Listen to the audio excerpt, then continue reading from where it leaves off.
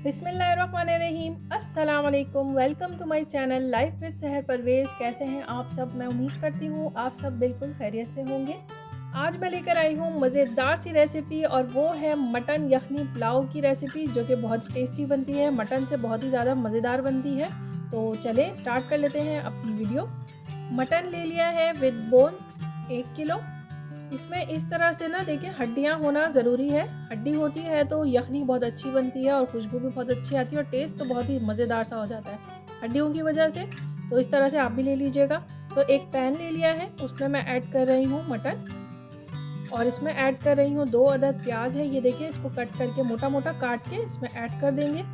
Medium size के हैं बिल्कुल ये। और अब ऐड कर रही हूँ इसमें 1 पंच लहसुन का। इसको थोड़ा सा कूट लिया है और बस हल्का सा कूट लिया, इसको खोल लिया है बस। और उसमें ऐड कर रही हूँ अदरक, 2 इंच का पीस है अदरक का, इस तरह से आप देख सकते हैं। और अब इसमें ऐड कर रही हूँ मैं सौंफ, 1.5 टेबल स्पून सौंफ जाएगी इसमें। साबित धनिया जाएगा इसमें 2 टेबल स्पून। और साबित काली मिर्च जा रही है इसमें 1 टीस्पून। दालचीनी की 1 स्टिक ऐड कर रही हूँ। तेज़पात के पत्ते ऐड कर रही हूँ 2 से 3। और इसमें ऐड कर रही हूँ मैं बादियान का फूल 2 अदद। बड़ी इलायची काली वाली 1 अदद। लौंग ऐड कर रही हूँ मैं इसमें 4। हरी इलायची 3 अदद। और नमक ऐड कर रही हूँ 2 टीस्पून। हरी मिर्च 2 अदद ऐड कर रही हूँ।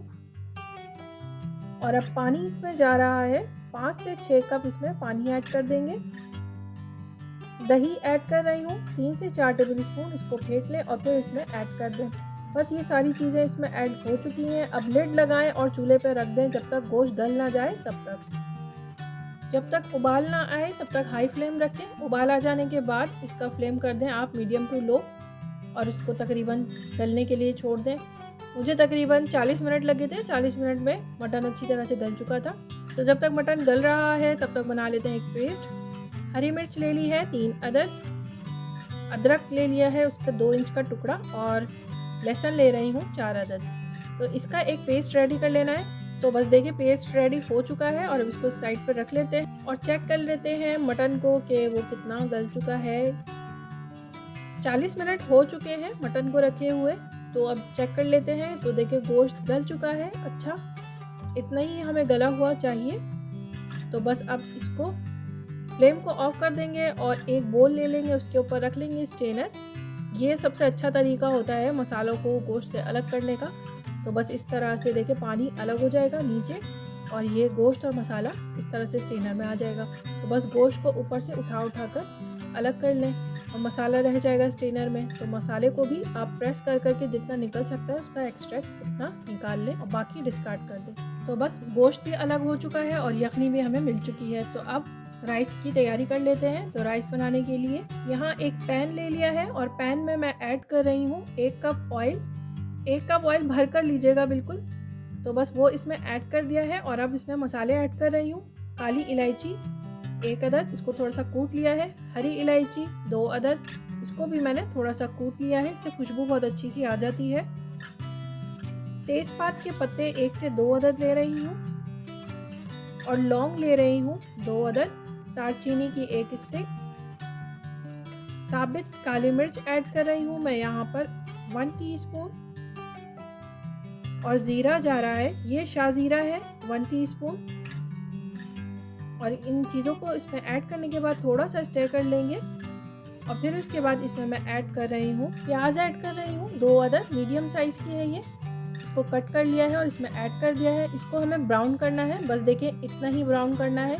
इतना ब्राउन हो जाए तो वो जो पेस्ट रेडी किया था हरी मिर्च अदरक लहसुन का वो इसमें ऐड कर दिया है।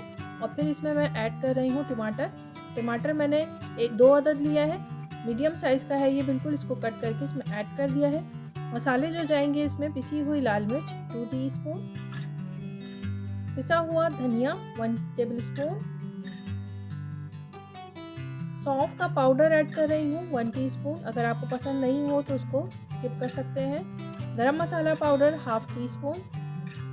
नमक ऐड कर रही हूँ 1 टेबल स्पून और दही ऐड कर रही हूँ मैं इसमें 4 टेबल स्पून। इसको फेंट के इसमें ऐड कर दें और अब इन चीज़ों को अच्छी तरह से मिक्स कर लेंगे। और मिक्स करने के लिए थोड़ा सा पानी इसमें ऐड करूँगी 2-3 टेबल स्पून के करीब, ताकि जो मसाला हमने डाला है अच्छी तरह से मिक्स हो जाए। बस सिर्फ 1 मिनट इसको भूनना है और उसके बाद इसमें मैंने मटन ऐड कर दिया है जो हमने अलग करके रख लिया था।